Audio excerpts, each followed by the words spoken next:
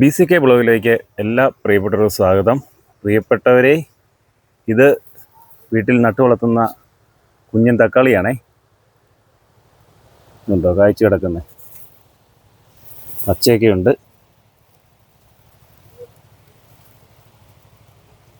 കുറച്ചിപ്പോൾ പറിച്ചുകൊണ്ട് പോയിട്ടുണ്ടേ. ഇത് വെച്ചുള്ള ഒരു ഐറ്റം കാണിച്ചു തരാവേ. ചമ്മന്തി ഉണ്ടാക്കാൻ വേണ്ടി കുഞ്ഞൻ തക്കാളിക്ക പറിച്ചു കൊണ്ടുവന്ന് വെച്ചിട്ടുണ്ട്. നമുക്ക് ആവശ്യത്തിന് എടുക്കുക. ആവശ്യത്തിന് കാന്താരിമുളക്, കുറച്ച് ചുവന്നുള്ളി, കുറച്ച് ഉപ്പേ. ഇത് നമ്മുടെ വീട്ടിൽ ഇടികല്ലുണ്ടെങ്കിൽ അതിൽ ചതച്ചെടുക്കുക, അല്ലെങ്കിൽ മിക്സിയിൽ ജാറിൽ ഒന്ന് ക്രഷ് ചെയ്തെടുക്കാവുള്ളേ.